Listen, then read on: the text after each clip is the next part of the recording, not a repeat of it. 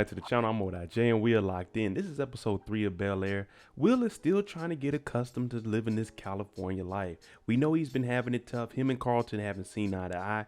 Episode 2, they had that argument about the fight that happened at the end of episode 1. And of course, things didn't change. Will tried out for the basketball team. He made it. And then we seen at the end of the episode, he got in a little bit of trouble because it looks like Connor planted drugs on our boy. Now, before we get into this episode, shout out to the notification gang. If you're new to the channel, you want to be a part of it, hit the subscribe button, turn on your notification bell so you get something every time I upload. Hit that like button. It's the easiest thing you can do. Now, Will has to get about this jam. We know Carlton is close with Connor, and he doesn't really want to rat out his homeboy, even though Will is his cousin. So let's see what the family does, knowing that Will is in trouble for drugs. This is episode 3 of Bel-Air. Of course, the first person we need to talk to is Will. Whose drugs are these and why are they in your bag? Of course, if I'm Will, I'm like, look, I was hooping. You know me, Uncle Phil, I was on that court doing my thing. And then all of a sudden, security stopped me. Somebody must have put those drugs in my bag. Y'all can drug test me right now. So Will is sounding convincing, but you got to remember, he's only been here for what, about 2, maybe 3 days? And he's been messing up. So, you know, the parents are still thinking, Will, did you bring those drugs? Now they going to Carlton and he's acting innocent. We've seen him with Connor and Connor told him, I handled it. Now he's saying, I would never do anything like that. And then he sticks up for Connor because Will said it could have possibly been Connor because he knocked him out at the pool also. And he's saying, Connor would never do anything like that. And I definitely wouldn't do it. Will's my cousin. And you know when your kids are lying, you're looking at Carlton, you're like, yeah, he might be lying. We still haven't gotten to the bottom of this. It's the next morning and they're headed back to school. Now, I don't know how much pull Uncle Phil has, but Will had drugs in his backpack. He got in-school suspension. Any school I ever been to, if you get caught with drugs, you gone. It ain't no in-school suspension. But you see Carlton try to jog down the stairs and hurry up and get up out the house. But they telling them, nah, we're all going to put in work and figure out why and who put these drugs in Will's bag. Now, Will's got to go to in-school suspension. Carlton, you need to ask around campus and see who knows something. Will's looking at Carlton and he knows Carlton has something to do with this. So when he gets to school, Carlton goes over and talking to Connor. Hey, we got to figure this out. We can get expelled for this. Connor's like, man, they're not going to figure this out. And then he starts to tell how great of a job that his father and mother does on figuring things out. So Carlton is saying, we got to figure out, say somebody else did it or something, because they might go check these cameras. Now, Connor, he doesn't really care. He's white. So if something goes down, his parents, we already know what they can do. He has a judge for a father. They can pull some strings. But Carlton is really not trying to get in any trouble for this. Will's in school suspension. And from the look of it, no one gets in trouble at this school because he's the only one there. Now, when I went to in-school suspension, we had little cubby holes. And you went there, you weren't allowed to look or talk to anybody. But he's in here and he's drawing. You remember in the opening episode, we seen Will sitting in the throne with the crown on. Now, this is what he's drawing, him down in that same area. And I must say he's doing a good job. But whoever this guy is that's in charge of in-school suspension, he says no doodling, only schoolwork. And he takes the work and he balls it up. Will's like, man, that's not doodling, that's artwork. This is a gift. And it is a pretty good picture. What we always known about Aunt Viv and Uncle Phil is no matter what, they're going to go and work to do whatever they can for the kids to have a better life. Now they go up and they actually talking to the principal of the school and they're saying, you know, we're real close with you guys. We want to get walked through step by step of the investigation you did. Now the principal's talking about they interviewed students and teachers and they also interviewed Will and they came up to a consensus and then the case was closed. Now what I want to know is Will's only been here 2 or 3 days. None of these students know Will enough to be given a character statement. Yo, yeah, Will, I seen him one time. He was happy. He went to basketball practice. Like, come on now. On Viv, they're digging a little deeper. Okay, you guys closed the case. Did you check the cameras? Because I counted 15 cameras coming in here. Now, this is where they get called up. The principal talking about, oh, no, we didn't do that. That'd be too much resources. It'd take about a week long to do it. So they're saying you never checked the security cameras to see who was going in and out of there to potentially see if he was set up. Yep, they ain't do it. So at that point, Uncle Phil, yeah, we're getting Will up out of in school. Y'all did not thoroughly do this investigation. They show up to get Will. He got this book open. We know he ain't reading this because when you're in school suspension, you're really just sitting there wasting time, waiting for lunch. That's all you're doing and waiting for the end of the day bell. Now they come in and they tell him, you're up out of here. Now we get to see that cheer for Will. He grabs his stuff. Well, he actually leaves and then he's like, oh shoot, let me get my stuff. And before he leaves, Will wouldn't be Will without clowning. So he looks at the teacher in there and he's talking about swish. That's because the teacher threw away his artwork and said swish after he made it. Uncle Phil in here, he doing his thing. They moving mountains for Will. They just want him to start climbing them mountains that they moving for him. Will, he gets out of in-school suspension. He goes out, and of course, the first person he's going to talk to is Lisa. Other than Tyler, the basketball player, he doesn't really have anyone he can talk to. Now, some random girls come up talking about, good luck tonight on the game, Will. Now, Lisa's talking about, dang, you got all the girls up on you. Will's like, nah, man, it's just some random. Y'all know Will got away with the ladies. So he's like, yeah, you know how it is. They just thirsty. But you should come to my first game tonight in a Bel-Air jersey. She talking about, oh no, we got a swim meet. And then she playing around too much. Hits my dog. He got a chicken tender in his hand. And she gets it look like honey mustard all over my dog's jacket. She talking about, oh my bad. And then Will, he takes a dry napkin and he just starts rubbing it, drying it all up in the shirt. Like, come on, man, you tearing up that blazer, bro. Will goes from being William Smith from Philadelphia to the Fresh Prince of Bel-Air. He turns the jacket inside out. Now he got the mustard or the honey mustard on the white shirt, which is worse. But he clean though. He clean. At any other school, they would have came out there. Wait a minute, son. You need to turn that jacket back the right way. We need to see that Bel-Air logo. You remember in episode 2, Hilary kind of called out her mom saying, why'd you give up your dream of being an artist to becoming, a teacher? So she's putting up an old picture of her. Looks like a little black girl with the little braids in it, doing some jump rope. She got that big heart on her. It's actually a nice painting. What would beautiful Hilary be without being beautiful Hilary and going against the grain? Now, Aunt Viv, she's pulling out all the stunts. She had the connection for her to become the biggest culinary arts influencer. She turned that down, kind of dissed them too. Now, she's saying, I'm having an event. My sorority sisters are coming over and they're going to want some food. Make some of your favorite finger foods and use your secret sauce. Now, Hilary, this is an opportunity. You want to do things? These ladies have connections. She's talking, oh, I got to do all this. Okay, mom, I'll do it. That's how spoiled kids are. They get opportunities. They looking at it. It's like, I'm not doing that. Will comes up to Carlton, and the first thing Carlton knows, hey, man, why is your blazer inside out? That's not Bel-Air pride. And Will saying, man, what's going on, man? What did you do? He said, I didn't do nothing. Someone confessed that they seen somebody putting something in your bag. You're a free man, Will. Accept that. Will wants to know what actually went on because he knows if Carlton hears all this, then that means Carlton must know something. Now, they're not actually going to go check the cameras because an anonymous person admitted that they seen somebody putting the drugs in Will's bag, so they're dropping it. Me, I would have been like, all right, cool, I'm up out of it. I'm just not gonna mess with Carlton no more. But Will wants to know what's really going on, and Carlton isn't gonna tell the truth. We know OG Phil could shoot some pool. He went into that pool hall and was racking them up and making some racks. Now, of course, Uncle Phil, he gotta have a pool table, and him and Geoffrey, they're in here talking about how he got Will off. But there is an issue. I told you guys when he had the interview with Big Boy on the radio, people kept asking him, how much money does he make? That's because they feel the disconnect from him. He made a lot of money, went to Bel-Air, and he forgot about where he came from in the community. So right now, he doesn't have the black vote. Now, when you get money, you do upgrade your lifestyle. You want to stay away from the riffraff. Not saying that our black communities are a lot of riffraff, but you want to live a certain way. But they're going to feel a disconnect if you aren't giving back. And of course, Uncle Phil wins in pool. I ain't bought his pool table to lose. Enjoy your day off, Geoffrey. Now, Carlton, he's trying to clean up everything that he's done. So he actually goes and talks to Lisa. And what she's telling him is, you haven't been the same Carlton that I grew to love. I still care for you, but you've changed. And he's saying, I'm sorry. I apologize for that. I could have handled myself differently. Now, can we really believe Carlton? I don't know yet. It's still early, but it looks like he's sincere about this. And she says that she still cares about him. I don't know where that's going to go because we can see that she's starting to feel Will a little bit more, especially after Carlton pulled that stunt at that pool party. Uncle Phil comes in the room and he gives Will a book because he knows that he's been going through some things. And the book that he hands him is The Alchemist. And this is pretty much a story about each person having their own personal legend. Now, it's up to them to decide whether or not they're going to pursue that and become a legend. It also gives you a little bit of different perspectives of life, from different people. Now, he wants Will to read this because he's telling him, you can be great, son.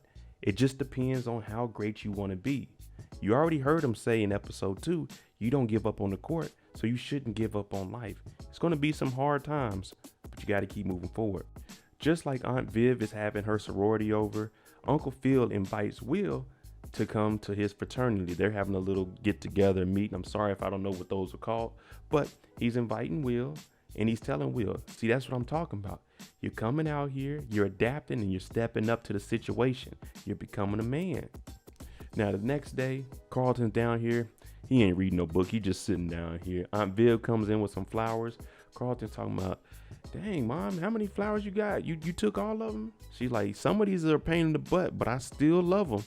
She was basically hinting at the kids, comparing her kids to how hard she worked to get these flowers. Ashley's the only one that we can really look at and say, okay, she's not doing anything bad.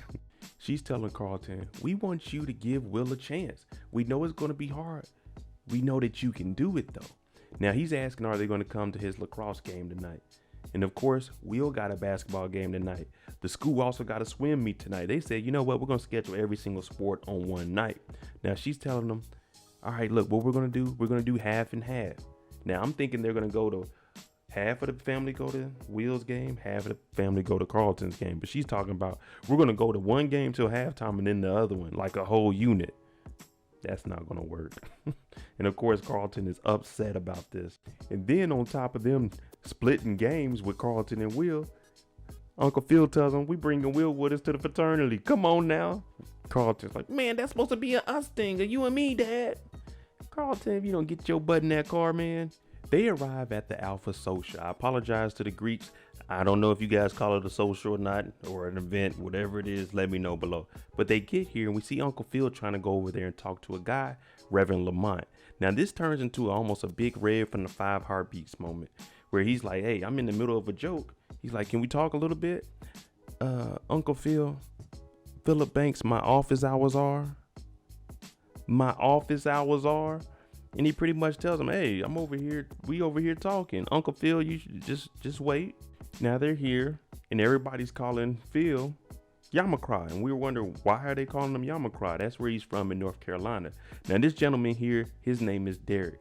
And we know that Uncle Phil, he brought Carlton and Will. They're going to volunteer for everybody. He's telling Derek, you can use them, whatever you need to get done, they're going to do it. Now Derek is talking about we need to set up more tables and chairs. Now, this shit already been set up. I'm just gonna be honest with you. It's midday. You want us to do some working? Come on, Uncle Phil. Okay, look at Aunt Viv looking good. I'm talking about, Now she got all the ladies over here. They drinking a little bit. They having a good time because it's, hey, we need them donations. Donations. Now they asking her, how does she handle everything? Putting together fundraisers, raising the kids was a little bit easier when you got money. You forgot they got a house manager named Geoffrey that helps around, and we seen that they had a cleaning lady, so it's a little bit easier when you got some bread. But they started comparing her to Michelle Obama. She said, whoa, ladies, there's only one Michelle Obama, but she did tell me something. Take it easy. Of course, this is Hilary's time to shine. You got a lot of women in here. They all have some power.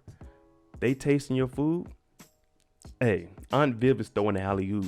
Oh, if y'all need anything catered, my daughter sliding her DMs. It's like, man, Aunt Viv is doing everything she can for Hilary. So hopefully Hilary makes the best of this situation. Now, Derek has them taking chairs and tables out. Now, I was talking some crap. You know how it is when you're a teenager. You're like, man, I'm not trying to do that. But you just do it anyway. Now, Carlton, he's not helping out doing anything. Will, he's back here, and I'm talking about he's dishing out chairs. Every time you look up, he got 2 chairs. Here y'all go. But he wants to know why the Reverend was acting the way he was to Yamacraw. Uncle Phil, people. And Carlton is saying, if, I think he officiated their wedding, but I think they're low-key hating because Uncle Phil got successful. And, he moved about the hood, and he moved out to Bel-Air. And we all know with success comes hate. That's all it is. People see you doing good, and they want to bring you back down. It's that crab in the barrel. Now, there's a gentleman named Henry Mouse, and Carlton sees him. He's a philanthropist, and he's also on the board of Black Minds. Carlton wants to get an internship with him so he can fill out his application to Princeton, put this interview on here, and hey, now it looks good. You can get accepted. Now, Will's talking about, Carlton, you ain't got to do all that. You rich. But Carlton always had that dream of getting into Princeton. Will just doesn't understand it. Will, you and Carlton are different. When I tell you Hilary is blowing everything, they're asking, okay, Hilary, what have you been doing? Pretty much her resume, because, they're interested. They see a young Black woman doing something. Of course, they know Viv. So they're like, okay, what are you doing? She's like, well, I took off from school. They're saying, so a gap year. And you hear Aunt Viv trying to cover it up, talking about, yeah, she took a year off to master her craft. You hear Hilary talk about, oh, no, actually, I dropped out. Everyone's looking like, what? You dropped out? You can't manage school and cook? Come on now. It's not like you it's not like you booked out for the next 3 or 4 months. Come on, you could do this cooking and stuff. Aunt Viv pulls her off to the side and she's calling her out like, you're self-sabotaging yourself. Yeah, there's there's things that you want to do and you want to be who you are, but you got to get your foot in the door. And we're giving you opportunity after opportunity and you're blowing it. Now she talking about, you trying to run my life. You trying to, like, hell, they not trying to do that. You living up under their roof rent free. All you have to do is what your mom is asking you. But no, I got to do it my way. Back to Uncle Phil and Reverend Lamont. He eventually comes over and he's saying, now I got some time to talk to you.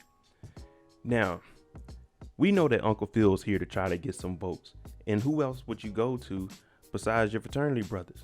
They're going to have a large voting population, especially with him being a reverend. So he wants to get that. Now, one thing Reverend Lamont does is call him out and say, that's the only reason he's here, fellas. We had one of our fraternity brothers, our frat brothers. He went to rehab. He relapsed. Where was you at? We all put money in. We took care of him. This is where the disconnect is coming from that you heard on the radio calls. Uncle Phil, he moved out. They lost something in the park and they saying, you didn't even help us try to get that back. Where were you at, Uncle Phil? Where was you at? You weren't dealing with us. You was over there with the white folks in Bel-Air. Now we hear the ladies, they around that grand piano I'm talking about. Now, I don't even know what song that is, but they're talking about how these kids are entitled. And I just broke that down with Hilary pretty much being ungrateful with what's going on. Now, this lady right here, she comes over and she's saying, yeah, entitlement. Yeah, that's something like Hilary.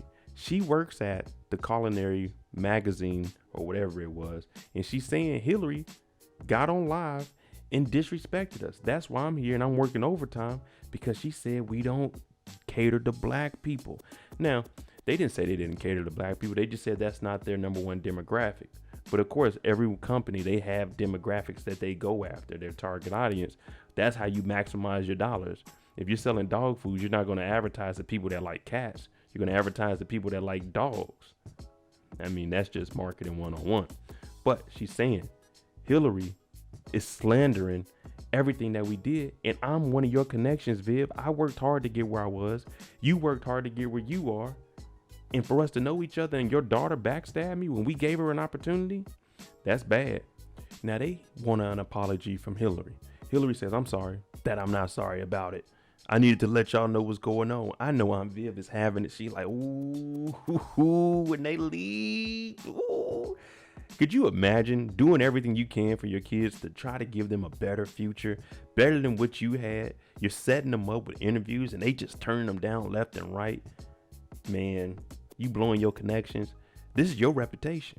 Now, of course, Uncle Phil ain't no pushover. So he tells Lamont, you know how hard I work? You know everything I've been doing? Prison reform, all of this? Yeah, I'm not about to beg for forgiveness and apologize. I'm out here really working. But you can't be mad at me because I worked harder than everyone else to get where I'm at and become successful. I was like, Uncle Phil, that brought a tear to my eye, because you ain't lying. If you work harder than everybody, they can't be mad at you for working. You just got to work just as hard. Now, they bring up Hilary's video, and I'm talking about they put it on the big screen so everybody gets to see what she said. She talking about I was offered a high-profile job. I declined it because they wanted me to change up my style, change up my recipe, and we ain't with that. Y'all know what it is. You throw that black fist up. Now, everybody's listening to it, and Hilary wasn't wrong. Of course, Her style, how she dresses, that's her personality. There's nothing wrong with that. I mean, now if it's coming to a photo shoot or something, they say they want to take away from the food, I could see that. But overall, Hilary wasn't wrong. Now, the only thing is she could have turned down the job a little bit differently. She didn't have to get on here. She could have talked to her mom about it, and they could have went about it a different way, because this is your mother's connection. Now, some of the ladies, they're talking about the discrimination that they go through at the workplace. Now, this lady here, she said the CEO of a company came down and told her, hey, we need you to go talk to a client because you guys speak the same language. Did she turn it down? No, she went and did it. She let it slide because you still want to keep that job. Now, I was in the military. I had the same thing. Black people would come in and they would be like, hey, Morris, somebody's out here. Can you help them? Yeah, I mean, I get what they say. We speak the same language. Cause I'm going to go up there. I'm going to tell you exactly what needs to be done. I'm not going to bullshit you, smile, and do all that extra stuff. Of course, you have to do things you don't want to in the workplace. I'm not here to tell you what's right or what's wrong. If you feel like that's what you need to do, then go ahead and do it. But if you come to me and we speak that same language, I'm going to tell you straight up, hey, watch out for them because they be on that BS. If you actually just do this, I'm going to help you out. I'm not going to make anything hard on nobody. Remember, people, and listen to me carefully. It's not what you know, it's who you know. Now, Carlton, he's over here and he's talking to Henry Miles. You remember he's on the board of the Black Vision, and they're talking about everything that's going on, and they're playing chess. So it's going good. Will comes over and he's like, oh, Carlton is good. You know what I'm saying? You should look into hire him. And Carlton's looking, dang, me and Will, we haven't been, on the best of terms, but he stood up for me. Now, when I say it's not what you know, it's who you know. You remember Derek that had them moving the chairs and Carlton didn't do anything? Well, Henry Miles tells him, I actually stepped down a month ago and Derek is there. So Will looked good because he was enthusiastic. He was helping move the chairs. Carlton was sitting there like, I don't want to do nothing. So you got to always be aware of your surroundings. Will being Will, charismatic, he hops on the stage. He's like, yo, you know what I'm saying? We gonna have a good time here. Especially after he heard how Reverend Lamont was talking to Uncle Phil. So he's trying to lighten up the situation. So what he does is calm out Yamacraw. Where you at? Where you at? Everybody looking like, get your butt down. Who is this kid? Y'all, you want us to drag him up off of there? It's a little bitty short dude too. Like, man, you ain't gonna do nothing. And that's exactly what Will told him. You gonna pull me off the stage?